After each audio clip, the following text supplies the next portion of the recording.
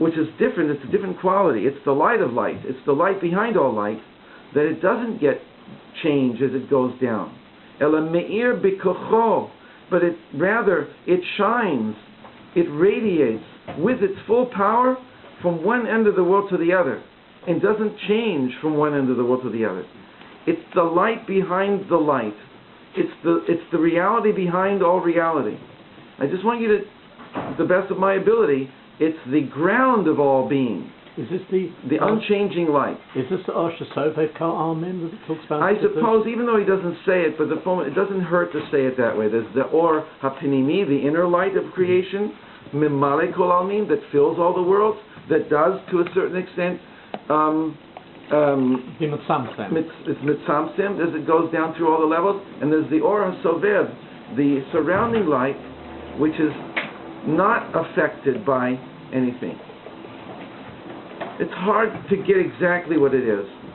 Well, there's also an Or Shlishi, according to Rabbi Ginsburg. Or Shava, that doesn't change at all. Well, so this is really more the Or Shlishi, or what's called, it's really in Kabbalah, the Tzimtzum took place in the Or Ein Sof, but not in the Ein Sof itself. So, but here he's calling it a light of a certain kind. But I want to call it, it's a light that's so essence that it doesn't change. We'll see how it really, what difference it makes for us. We're at the end of the third line, the last 5 words. V'hu nikudat Yehudi. This is the Pintel Yid. It's the inner point of the Jew. Asher aleha ubikocha nisraf v'nitzlav al kidushat shemo be'ahava. This is what the Tanya writes also similarly. This is the ability this is what gives a Jew the ability to be burnt, God forbid, to be crucified, to sanctify the name of God. In other words, he will not accept another religion, even at the point of a sword, or at the point, or with the threat of every punishment, or every inui, every evil thing that anybody could do. Many Jews died. Where did they get this ability? So the Tanya says it's from the Yechida. It's from that point of a Jew, within a Jew, that's the infinite light within the Jew. That even if that Jew is a secular Jew, even if that Jew has been until now a disconnected Jew, but something happens to that Jew when they're faced with their brothers and sisters dying for the sake of God, they too have been willing to die. And many of us have died. And it was incorporated and codified into Jewish law that when we say the Shema, that we're willing to die for God's name. And it says in Halacha that if you're willing to die, it is considered as if you've died. And it becomes a meditation, an ego death. And it's the things I've gone into in other places and in other classes and in all of my books, of this incredible inner intention to die the ego death in the memory and the commemoration and in honor of those who literally died. All we have to do is to meditatively die. And we're not doing it, we're missing out. And it sounds a little bit weird. I have to intend to die. It's not the time to go into it. But he just wanted to bring it in here. Where do you get this ability for a person to do this? It's because of this inner point of godliness. Last part of the first paragraph, She'ein b'nikudah azot pegam.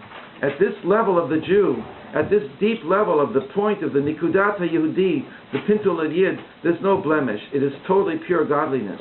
Rak kulo or, it is all light.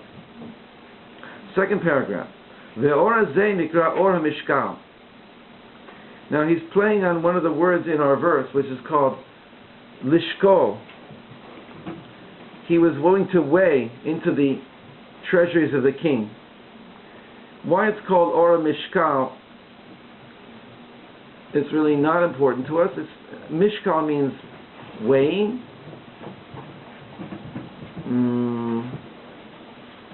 And in a sense, I didn't really understand why he would exactly why, although I understood later on how he's using it, but there's something missing for me here. But I just wanted to put that in. It's called Or HaMishkal because the very next verse he says like this: Ukishemamshichim Or Harav de Mishkal Ha'elyon Hazeh. And when you draw down, when we or you draw down the great light of this Or HaMishkal, he says, this supernal light. We'll just forget the word Mishkal for a minute, it just confuses things. When you draw down this great light, which is Chesed Pashut, She'enu Mit'abeh, which is this great love that does not thicken, U'mishtane Klal, it never changes. It has the power, Hu Koret U'mashbit Kol HaKlipot. It is the power to cut off the power source of all evil. See, the whole possibility that evil could exist at the lower levels of creation is because at the lower levels of creation, by the time the inner light gets down to there, it's diminished to such an extent to allow for free will, and therefore the possibility of an evil man, or a person, or a thing, or a power within the world that is diametrically opposed to the godly idea. Again, in Judaism, as opposed to God against the devil, it's God above here, up here, and it's us against, right? So he put us down in this world where there's a possibility of a force that can exist, right? And it's really playing a godly role. I just wouldn't want to be on its side, right? So anybody with any brains, anybody with an understanding wants to play on the side of the right, of the side of the good, to fight for the light, and to fight against that which tries to oppose the light.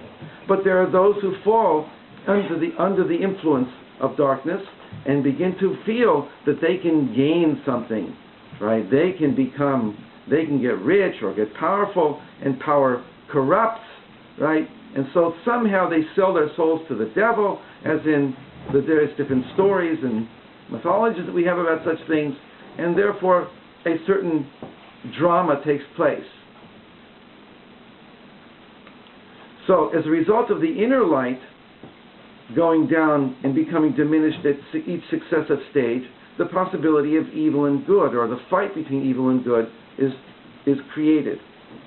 But this light that doesn't change, the one that we're talking about that doesn't change, and that is inside of the Jew, that light has the power to destroy evil.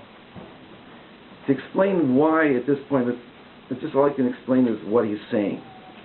This light has the inherent ability to bring evil to its end, because evil can't suck off it, because it's like the second paragraph, Aleinu. Al ken nikabel lecha Adonai Eloheinu lirot mehera b'tiferet uzecha. Therefore, Hashem, we are hoping to see, lirot mehera, to see soon, lirot mehera b'tiferet uzecha, in the full power of your splendor, or the splendor of your power, to remove false ideologies and idols from the earth. It's not like God's going to fight the false idols. It's just like when He reveals the light and the full splendor of His light, the shadows, when the light is turned on, the shadows fade. That's it. There's no chance for darkness anymore.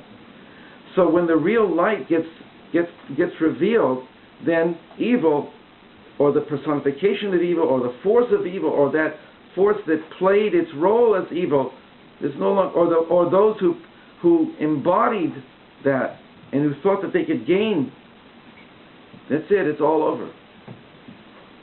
So I just want to say as simple as I can that there's a certain light that when that light gets revealed, then the game is over. Third paragraph.